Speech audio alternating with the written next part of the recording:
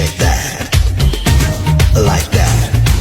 दिल तो है एक राही जाना दिल की तुम मंजिल। হেই everyone, welcome to daily blog. আমি আজকে যেই লোকেশনে দাঁড়িয়েছি এটা কোথায় অবশ্যই কিন্তু কমেন্ট বক্সে জানিয়ে যাবেন। ফ্লাওয়ার্স আমাদের বরাবরই পছন্দ এবং সেই ফ্লাওয়ার্স যদি কেউ গিফট করার পরে আপনি সযত্নে রেখে দিতে পারেন তাহলে তো কথাই নেই। এবং এই ফ্লাওয়ার্স গুলো হ্যান্ডমেড ফ্লাওয়ার্স এই আপু বানায় এবং ফুলগুলো এত কিউট যেগুলো আপনি চাইলে বাসায় হোম ডেকোরেটরের জন্য রেখে দিতে পারেন এবং প্রত্যেকটা ফুল কিন্তু খুবই সুন্দর করে সাজিয়ে রাখতে পারেন।